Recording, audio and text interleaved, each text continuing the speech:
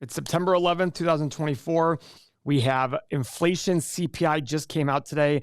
An impending Fed decision next week. Everybody's on eggshells wondering what's going to happen. And the market suddenly just took a tank literally in the last 5 or 6 minutes. We have to sit there and look at why that happened. And I'm here to explain to you why. Ready for this one? The Fed rate does not matter.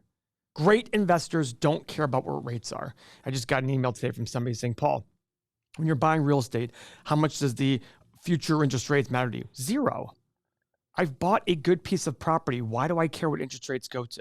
You might sit there and say, oh, this guy's thinking, no, I do get it. If you bought a good company at a good price, what do you care about where rates go? Well, it might send stocks lower. Okay, but if it made sense at 100, would you not buy it at 80? Would you not buy it at 70?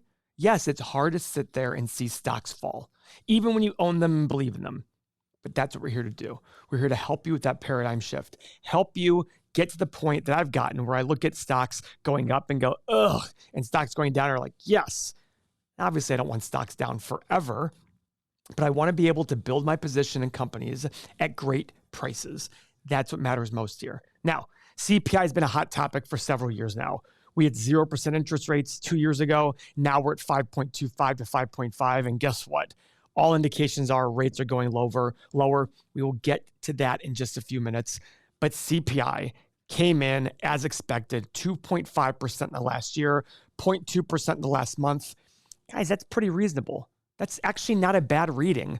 We were so much higher before. Inflation was killing people. And I saw on Twitter, and by the way, if you like engaging on Twitter, follow me at @EMPaulG, @EMPaulG. It's right here. But I love seeing people say, if I don't get this, if inflation's down, why are costs still higher than they were before 2020? Because costs went up.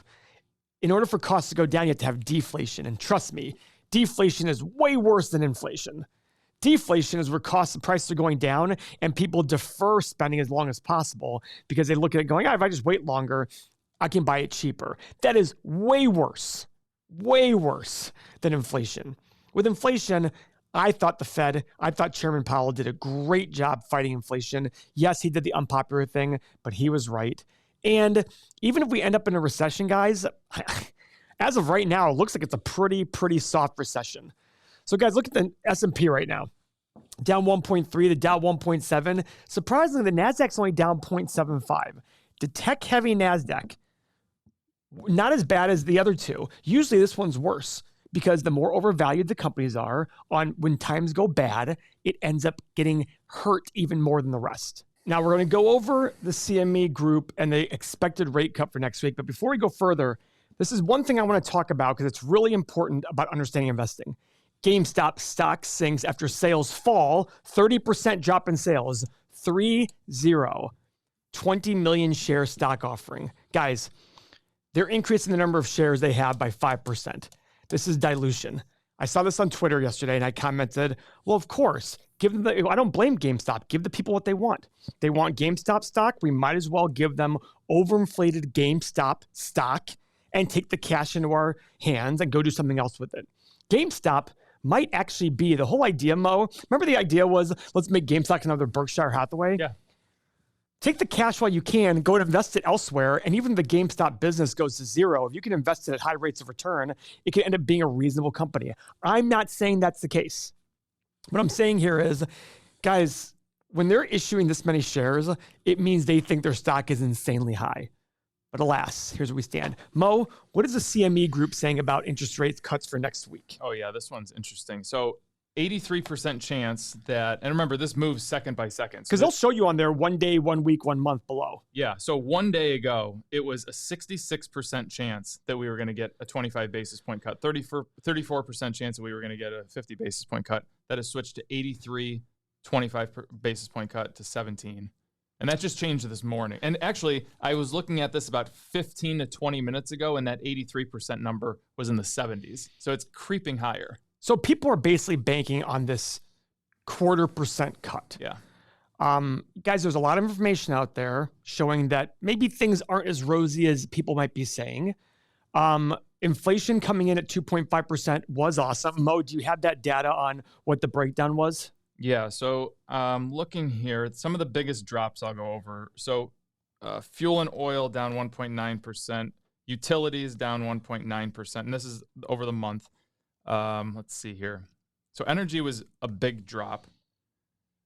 Commodities, less food, down a touch. Used cars, again, down 1%. That's been a big one that's been falling. What has been high? Transportation services, up 0.9%. Not a lot of big gains out there. That was the biggest gain. Shelter was up 0.5%. Yeah. But remember one thing. What's the big thing the Fed talks about?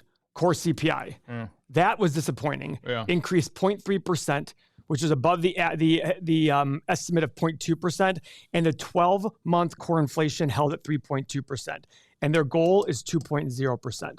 So you saw fuel and energy. I mean, look at oil prices; they've been collapsing lately. Yeah. That's going to drive prices down. Core excludes food and energy for that exact reason. They're very, very volatile. So still, even though regular CPI was 2.5%. Core was at 3.2% versus the goal of 2.0%. So I don't know. If you're looking at, what if the Fed came out next week and said, we're going to raise rates a quarter point? Would it melt brains? I would be like, that's legit. That's a hard-o move. That is savage. Guys. It would melt brains. It would melt the market. Well, no matter what you do here, subscribe to the channel. 24/7 channel, 4 or 5 videos a week. We talk about these kind of things, but we also want everybody to understand that we enjoy talking about these, but they don't affect the way in which we invest.